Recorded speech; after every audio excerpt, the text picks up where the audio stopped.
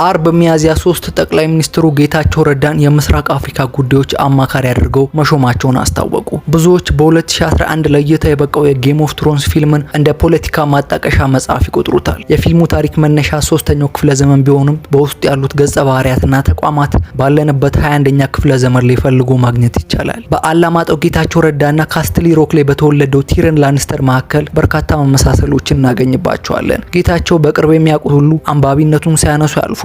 ይህም ከእጁ መጽሐፍ ለማይለየው የጌም ኦፍ ትሮንሱ ቲረን ይሰራል።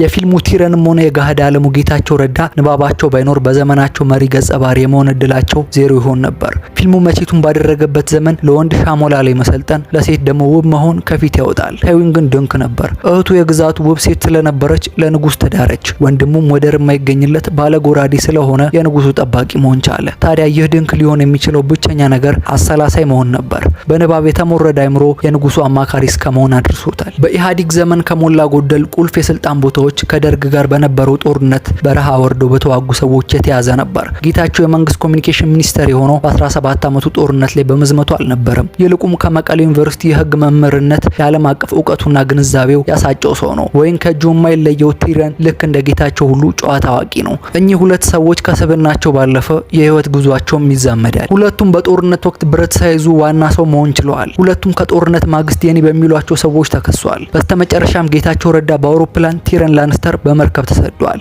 ኋላም ሁለቱም ለአዲስ ንጉስ አማካሪነት ታጭተዋል። በዝርዝር እንመልከተው። በሁለት ዓመቱ የሰሜን ጦርነት ጌታቸው ረዳ የትግራይ ልሳን ነበር። ክላሽ ይዞ ባይተኩስም ቃለ ምልልስ ላይ ነጥብ ያስቆጥራል። ከሃርድ ቶክ ስቴፈን ሳገር ጋር ሲሟገት አያልበውም። በወቅቱም ዓለም አቀፉ ማህበረሰብ በማሳመንና ከጎን በማሰለፍ የጌታቸው ቡድን ማሸነፉን አዲስ አበባ የተቀመጡት ሹማምንትም አይክዱም። ቲረን የንግስናው ወንበር ለመያዝ የመጡ ጦረኞችን አይምሮውን ተጠቅሞ አሸንፏል። ንጉሱ ከናቱ ጉያ ሲደበቅ ድንኩ ቲረን ተዋጊዎችን በርቱ አንደበቱ አነቃቅቷል። በብል ስትራቴጂም የንጉሱ ወንበር አትርፏል። የጌታቸውና የቲረን ከባዱ ፈተና የሚጀምረው ከጦርነቱ በኋላ ነው። ቲረን በጦርነቱ ላይ እስኪቆስል ቢዋጋም ኋላ ግን በቤተሰቦቹ ተገፋ። ጭራሽም ንጉሱን በመግደል ወንጀል ተከሶ ሞት ተፈረደበት። አንገቱ ሊቀላ አንድ ቀን ሲቀረውም በወዳጆቹ አማካኝነት አምልጦ ወደ ሌላ ንግስት ተሰደደ። ጌታቸው ከሰሜኑ ጦርነት ማብቂያ በኋላ የጊዜያዊ መስተዳድሩ ፕሬዚዳንት መሆን ቢችልም ከነባሮቹ የህወሓት አባላት ጋር ተግባብቶ ሊሰራ አልሆነለትም። የክልሉ ጦሩን በይፋ ከጌታቸው በተቃራኒ ላለው አንጃ መወገኑን ገለጸ። ኋላም መፈንቅለ መንግስት በሚመስል መንገድ የሱ መንግስት ቢሮዎች ተወሰዱበት። በስተመጨረሻም በአውሮፕላን ተሳፍሮ አዲስ አበባ ገባ።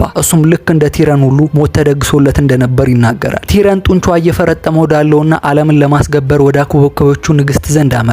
ንግስቷም አንጎሉን ተረድታ አማካሪው አድርጋ ለመሾም ጊዜ አልወሰደባትም። የመጨረሻ ግቧ ደግሞ የቲረን ቤተሰቦች የተቀመጡበት ወንበር ላይ መቀመጥ ነበር። ይህች ንግስት ግን ሰዎችን የምታደምጥ አልነበረችም። የጭካኔ እርምጃ ስትወስድም ስስ ልብ ያለው ቲረን ሊያስቆማት አልቻለም። በስተመጨረሻም የንጉሱ መቀመጫ ከተማ የሆነው ሙሉ በሙሉ ወደመች። ይህም ከቲረን መርህ ጋር አብሮ መሄድ አልነበረምና የአማካሪነት ኒሻኑን አይኗ እያየ ወርውሮ ታሰረ። የቲረንን ታሪክ እዚህ ጋር ገተን ወደ ጌታቸው እንመለስ። ወደ መዲናዋ በተሰደደ ማግስት ከ2 ዓመት በፊት ከፍና ዝቅ ያደረጋቸው ጠቅላይ ሚኒስትር የምስራቅ አፍሪካ ጉዳዮች አማካሪ አድርገው ሾሙት። ጊዜው ደግሞ በቀጠናው ሊቀሰቀስ ይችላል ተብሎ የሚጠበቀው የኢትዮጵያና የኤርትራ ጦርነት ዋዜማ ላይ ነው። ጥያቄው የሚሆነው የአገሪቷ ገዢ በጌታቸው አማካሪነት ከሌላ አውዳሚ ጦርነት ይታቀባሉ ወይስ ልክ እንደ ቲረን ሁሉ ጌታቸውም የንጉሱ አማካሪ ሆኖ የኤርትራ ጦርነት ተጀምሮ የቲረን የቀድሞ ቤት ኪንግስ ላንዲንግ እንደነደደው የጌታቸው ትግራይም ዳግም የጦር ሜዳ አውድማ ትሆናለች የሚለው ይሆናል።